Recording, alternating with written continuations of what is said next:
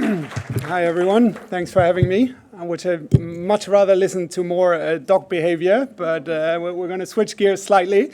So I'm the head of digital breakthrough innovation, so a title with a lot of very vague terms. So we're going to get a bit into what that actually means. But first of all, I work for a company called Diageo. For those of you who are not familiar with Diageo, we're the biggest premium drinks company in the world. So we have over 200 brands in over 120 countries. Some brilliant brands like Johnie Walker and Baileys and many others that you see on the slide here. And I want to kick off, I don't know if anyone recognizes this man. The clue is a bit up there in that deed. This is Arthur Guinness, who in 1759 founded what is certainly my favorite beer, but a lot of people's favorite beer, and a really unique and fantastic brand.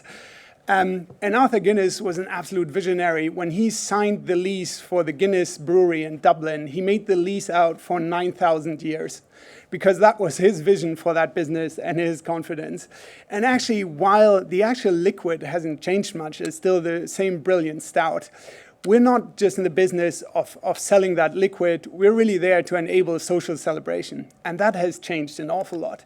And I've been in the game of emerging technologies for a bit over 20 years on the startup side in consulting and in corporates. And never have I seen such a density of black swan events, right? Real disruption. We're not only looking at sustainability, or if you guys remember the pandemic, the global pandemic we had a few years ago, and rapid consumer changes. And on top of that, you have that layer of incredible emerging technologies. And we're speaking a lot about AI today, which is rightfully so, right? And there are a lot of hype technologies. All evidence points to AI not going away. It's just fundamentally too valuable, and the progress is too fast. And we, as Diageo, we're obviously looking at AI, as pretty much everyone in this room, understanding how can it add value across our organizations for consumers, what new use cases are emerging there. But I think it's also important to think about it's not just AI in isolation, right?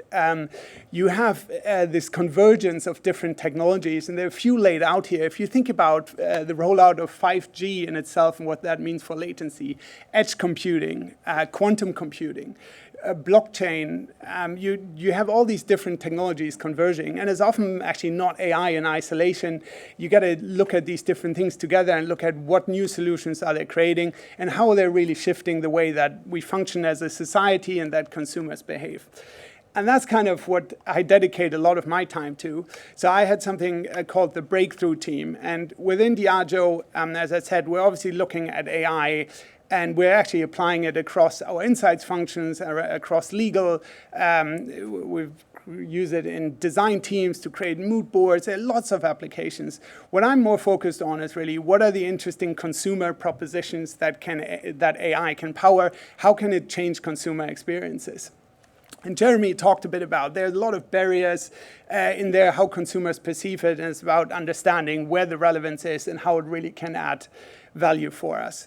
But so my team Breakthrough, what we really do is we look at what are the areas that we think emerging technologies are going to accelerate where we currently do not have the capabilities, and we either need to build these capabilities or partner with people who have the capabilities to learn them, as well as where we're seeing early signals where consumers are really starting to shift their behavior or their attitudes, their perceptions in a really rapid way, and how can we respond to that?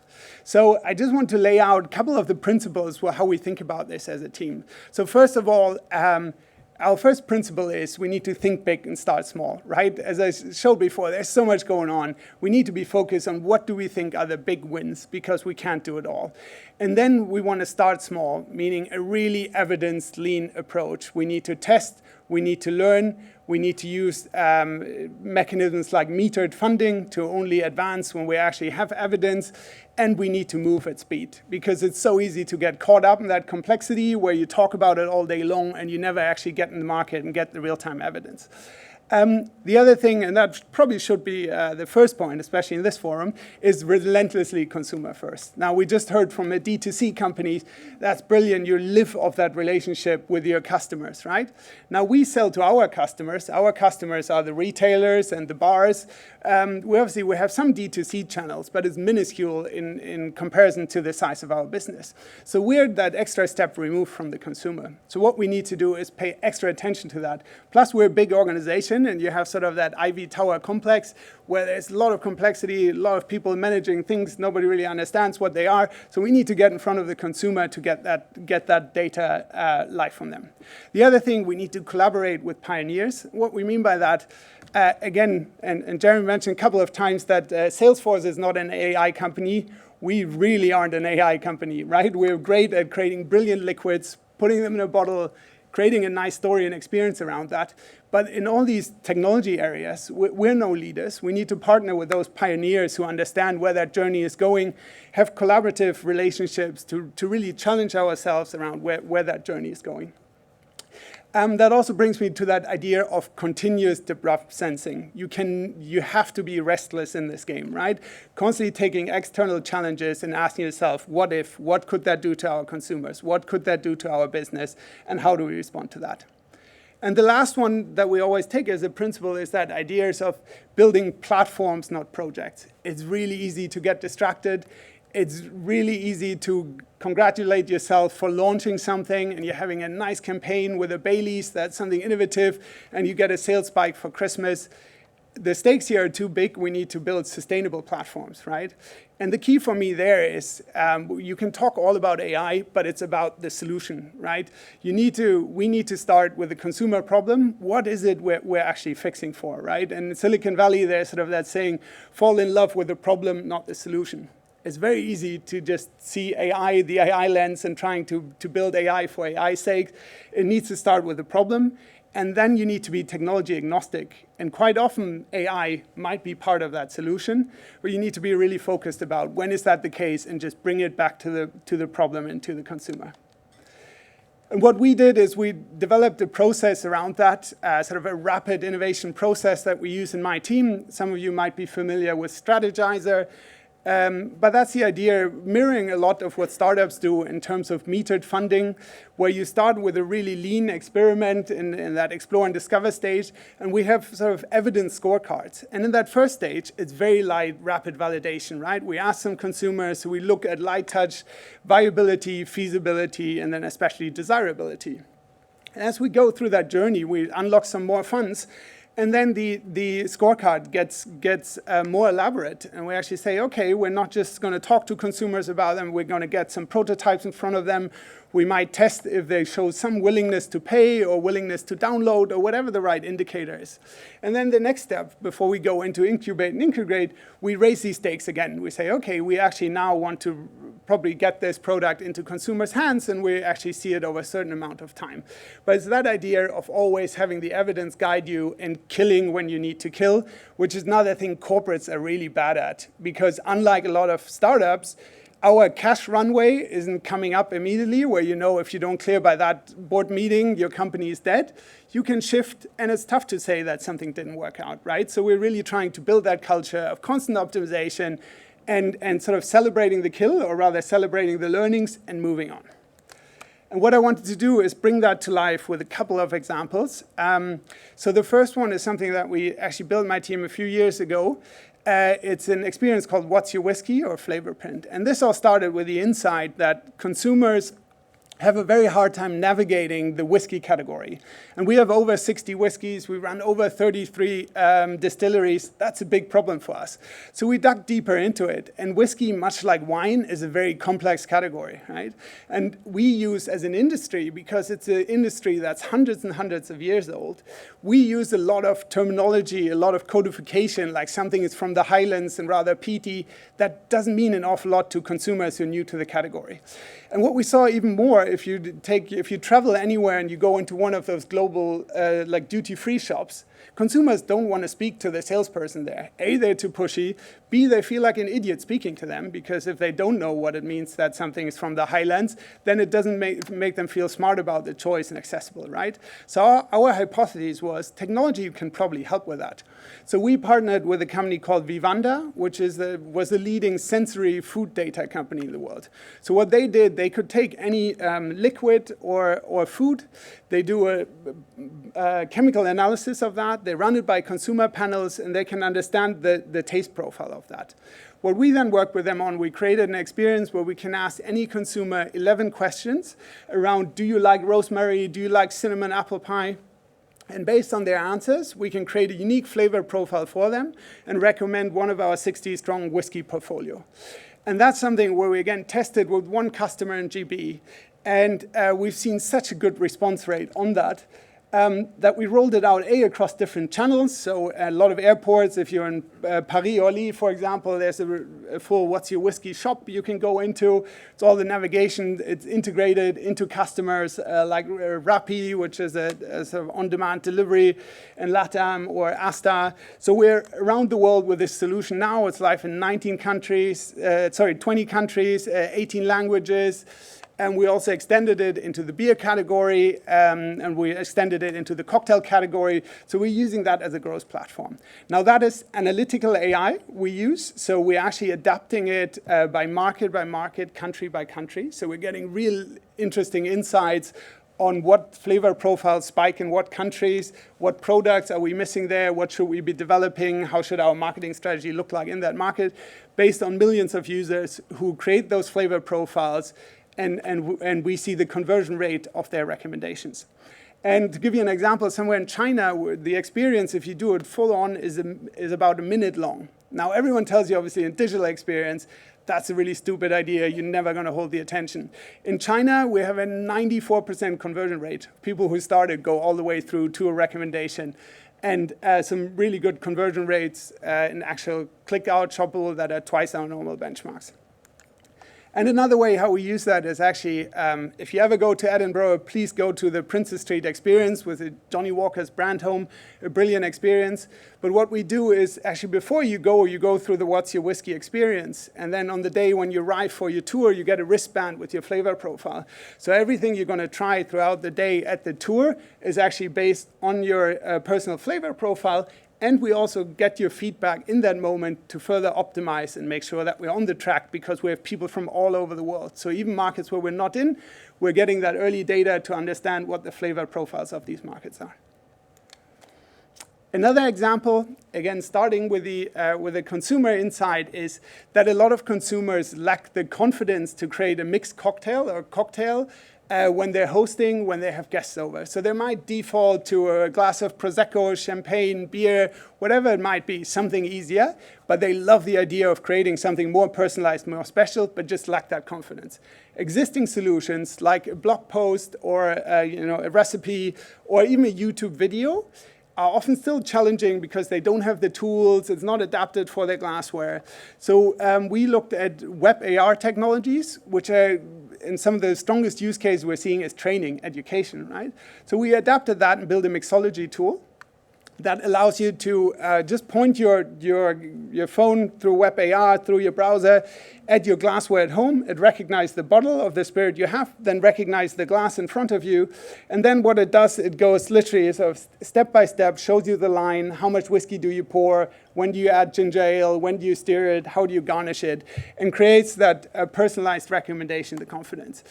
And now we put that out in market in a small beta group, tested it with some barkeepers.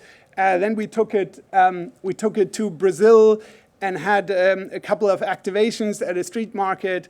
And one of the insights we saw is actually what consumers were really interested in was the personalization of their cocktail. So they want to be in the driving seat. And for them, that proposition of being an expert was all about actually being able to craft your own cocktail, not just to make it. So they want to personalize it. And this is all things where we would do rapid consumer validation. And we knew that from the research that it was all about being an expert. But then having live experiments, augmenting that with the right qual research would get us to the point to really understand what do consumers mean by that and how can we dial that up. So that's also something that we now have live in 10 markets and are extending to other brands. And coming to a core AI case study, which is Seedlip. So that's a conversational AI interface. Seedlip is a big non-alcoholic brand for us. And there the insight was that a lot of our categories are actually, again, quite tough to navigate. Your classic experience in .com site, if you don't know the difference between the different variances, or if you're an e-com site and you don't know what a bourbon is versus a whiskey, you get lost quite quickly. So we built a conversational AI interface using OpenAI technology. We went through the whole process of doing a RAG, so retrieval augmented generation. So we needed, obviously, to be really tight on when do we go to OpenAI for answers or elements, when do we hold the only source of truth, right? So if it comes to how many calories are in a drink, the problem with something like OpenAI, it can hallucinate, so you might get the complete wrong answer. We couldn't afford that, right? So we built the back end for that. And then have it integrated now on seedlip.com, and are going live with a couple of other brands, allowing consumers to really ask any questions. And we see that navigation of that category to know, I'm doing Indian food tonight, what type of non-alcoholic cocktail works with that, right? You've seen people asking about, well, you know, how is this really distilled? How does that work in non-alcoholic? So it's a new category. And we want to give consumers the opportunity to navigate that using their own tone of voice, using their sort of own access into that. And we're getting some fascinating data on the back end. For example, a lot of consumers are searching around mood-based. So they actually say, well, what is a good non-alcoholic cocktail to help me wind down after a stressful day? Right? And that stuff through traditional keywords, search data, we can't really get there. But through that type of data, AI is great at contextualizing that and helping us understand patterns and context within that. And the last example I want to share is our Don Julio experience for the Apple Vision Pro, which we're launching in June, first week of June. And then the insight is tequila, a big category for us. It's a beautiful category. In North America, very well understood. And we have our Don Julio and Casamigos brand and others. It's a product with a lot of culture, heritage, craftsmanship. But in a lot of other markets, like GB, it's not very well understood, and you still see an awful lot of white tequila shot glasses with salt rims. So how do you educate consumers on that craft, on that heritage, and do that in a really engaging, immersive way? We can't fly everyone out to Mexico. So we're building an experience, again, you're leveraging spatial computing. So unlike AR, you don't need markers. It actually uses AI as well to understand your movements and gestures, so it can react to you actually tasting a liquid and change the environment around you. But we're building this experience where we're, should be a video. There you go, even music. It's going to wake you up. So on the Apple Vision Pro, this is a little teaser. There we go, thank you. Where you can cut the agave plants with your own hands, where you can play in the barrel room, understand what effect different aging has on the product itself, where you go through these different educational, really immersive experiences. And if you haven't tried the Apple Vision Pro, there's the feature called an environment, where you literally sit and you kind of can immerse yourself wherever you are. For example, sitting in the agave plants in Mexico and having a beautiful sip of 1942. It is breathtaking. I mean, that thing has 12 cameras, 23 million pixels. But what we do throughout the whole process of developing that, we run consumer research on the different modules, have consumers play around with that and co-create to make sure we really hit the mark on that. So those were a couple of examples I wanted to share, and happy if we have time to answer questions too.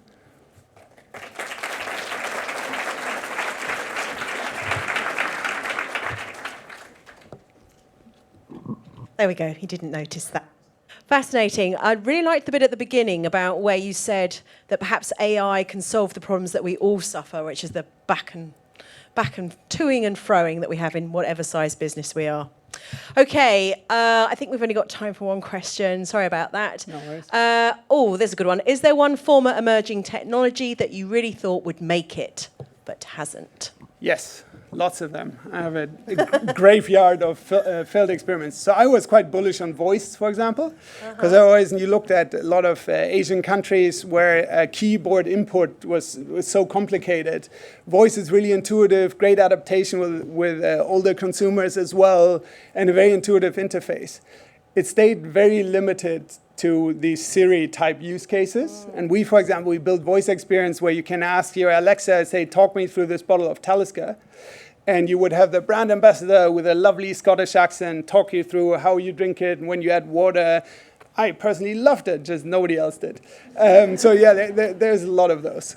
I think that's the purpose of research there in a nutshell. There we go, yeah. Benni, thank you so much. Thank you.